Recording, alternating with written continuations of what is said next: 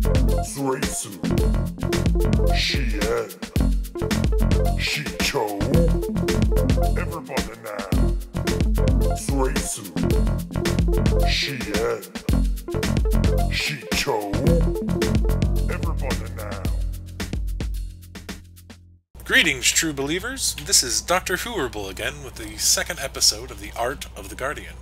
In this episode, we're going to cover a lot of basic ground and go over what I currently use and what I recommend as a Vigilance spec for your PvP Guardian. We've got a lot of ground to cover, so let's get right into it. Alright. Single Saber Mastery. Increases all melee damage dealt by 6%. Now this is pretty self-explanatory. More damage is better. Stagger. Increases the duration of Force Leap's Immobilize effect by 1 second. Now this is essential for keeping your opponent in melee range in PvP, where the players are going to be constantly trying to outrange your attacks. Now this will also increase the amount of times you'll be able to get all 3 ticks of Master Strike off before an enemy outranges it. Improve Sundering Strike. Sundering Strike has a 100% chance to apply 1 additional stack of Sunder Armor. Now this is mostly a filler talent. We need it to advance on the higher tiers of Vigilance. Defiance. Generates 4 focus when stunned, slept, or knocked down. Now, in the CC-heavy world of Sweater PvP, this is going to provide a lot of benefit, especially when you are in Shii-Cho form in this spec, where your focus generation is going to be much less than when in Shii-En form. Perseverance. This, again, is pretty self-explanatory. Increases total strength by 6%. More strength is better. Alright. Unremitting. This talent is the absolute be-all and end-all of a PvP Guardian for me. Force Leap has a 100% chance to grant Unremitting, reducing all damage taken by 20% and granting immunity to interrupts and all controlling effects for 4 seconds.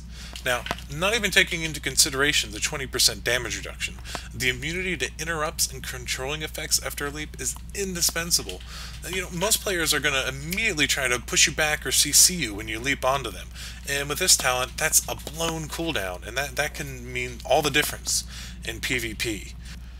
It also has great synergy with Stagger, and like I said, combined with this, I don't think there's really another melee class that can stick to a target quite like a Vigilance Guardian can. Now, it's always better to show rather than tell, so I've got just a quick 2 clips of seeing someone blowing their CC or their knockback on my Unremitting, and then I just included a full Hutball score that made great use of the Unremitting talent right after this. So here we go. Frog Dogs just pulled the ball handler apart!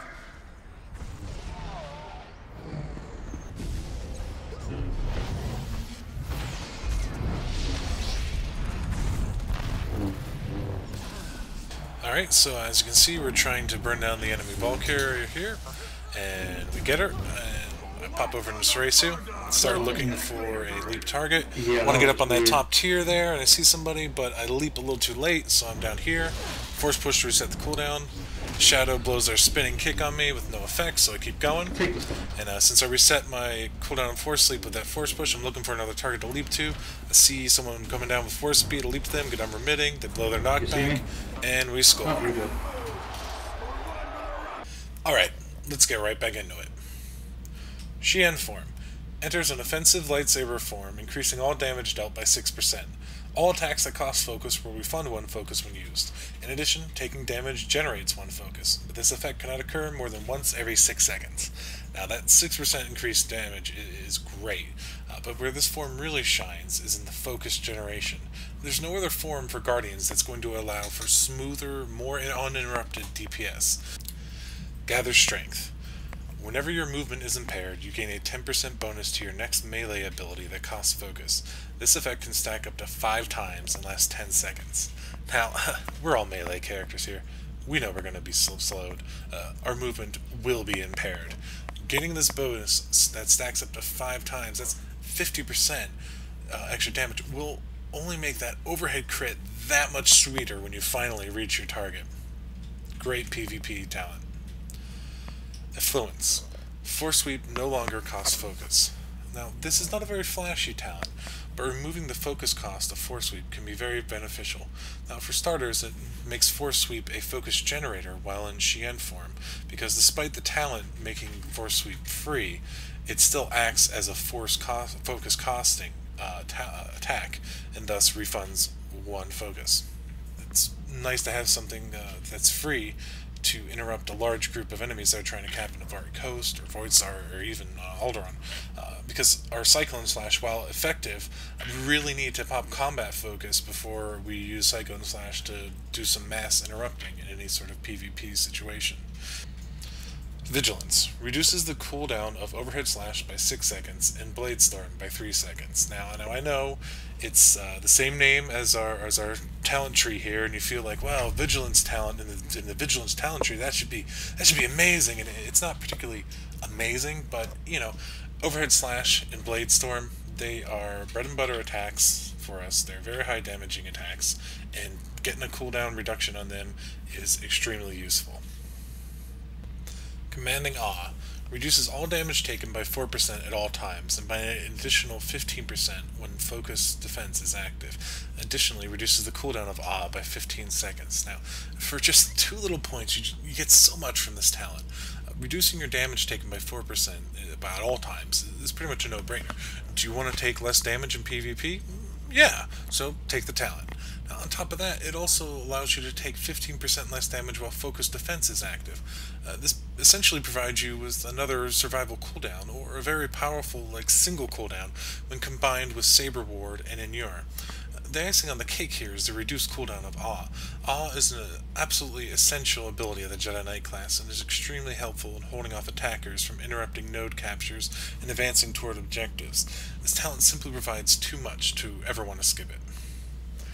Overhead Slash executes an acrobatic attack that deals 1,728 to 1,987 weapon damage. This is, bread and butter attack for Vigilance. It is weapon damage, white damage, which does have its limitations, but it is still a very hard-hitting attack, especially on lower armor level characters. It also has tremendous synergy with other talents in the Vigilance tree, like Force Rush. Overhead Slash and Plasma Brand have a 100% chance to increase the critical hit chance of Blade Storm and Dispatch by 60% for 9 seconds. Now, this, when combined with your crit rating already from gear and your natural crit rating, the 60% is basically making those an automatic crit. There's a 100% crit chance. And while Blade Storm may not be your hardest hitting ability, having it crit all the time is a major boon. And I cannot stress enough how much Dispatch auto-crit, how useful that is.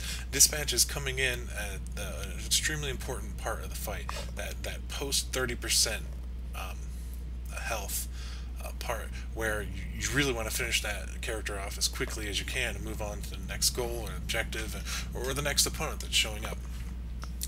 So I've got another short clip here showcasing the synergy between Overhead Slash and the Force Rush. Alright, so a Saber Throw, leap in, start my Master Strike off, get a full tick of it off, throw out an Overhead Slash to proc my Force Rush, Blade Storm crit, Dispatch crit, game over. Alright, now let's get into the last couple of talents in the Vigilance tree and our little swing points in the other trees. Alright, now this tier, as you can see, I've decided to take all 5 points into here. Not everyone does this. Some people go for Burning Purpose and Burning Blade, just putting 1 point in Sundering Throw to get dots on Overhead Slash and Blade Storm. It is more damage is better, but it's not a lot more damage. And these dots used to interrupt people capping nodes, and that used to be great, and I used to take those then. But now that they don't, I don't think it's quite as big of a benefit as having Zen Strike. Master Strike has become an extremely big part of the damage we can put out. And having Zen Strike, which gives Overhead Slash and Plasma Brand a 30% chance to finish the cooldown on Master Strike and generate 2 focus.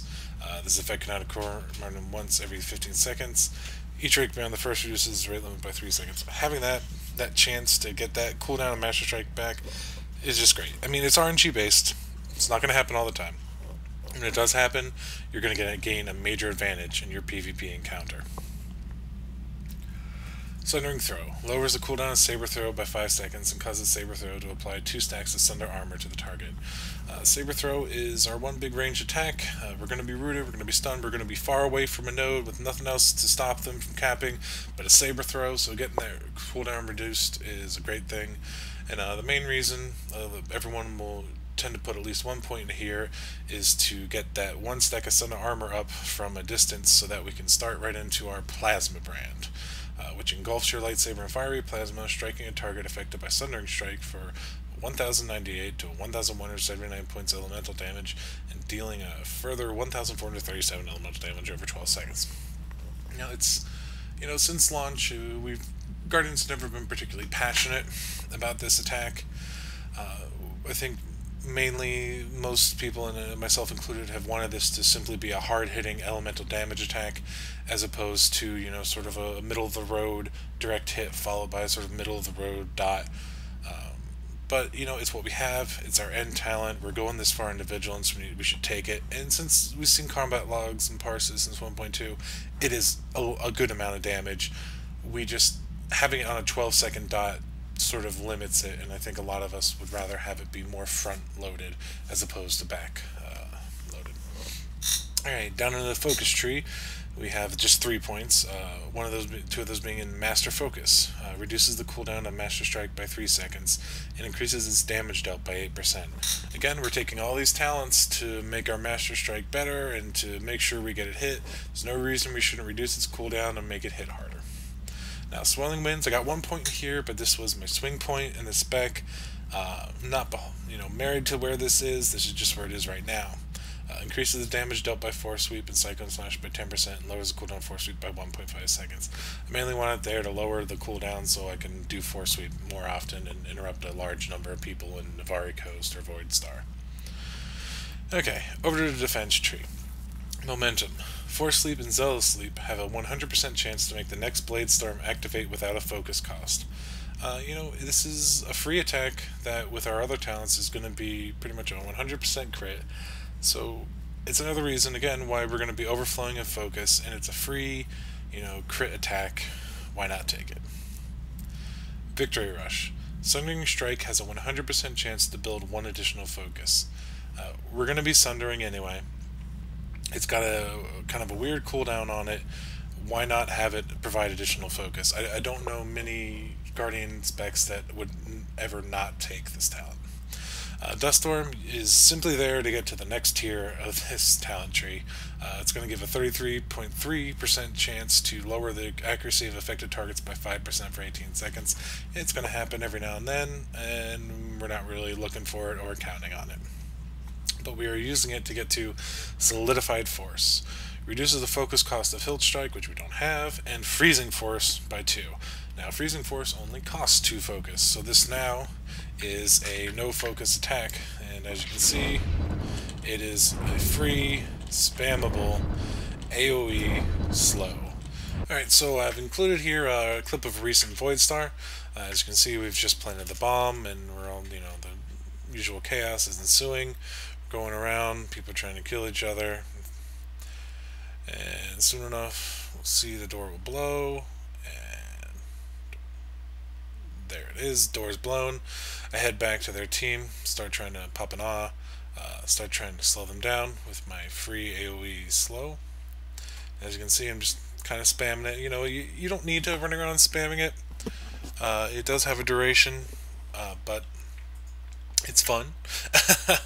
But as you'll see, their entire team has decided to go down this tunnel, and so by running back and forth and making sure that each member of their team is kept slowed the entire time, we're going to get across the bridge and plant the bomb before they're even like halfway across the bridge.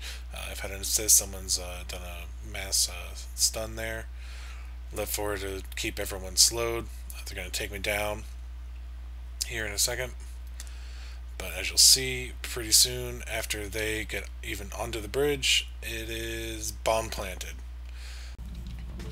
Alright, so that's the spec, and that's the end of the episode. Leave any questions or comments you have down in the comment section on YouTube, and be sure to watch my wife and I's Twitch TV channel, Dr. Google as well. So, until the next episode, may the Force be with you.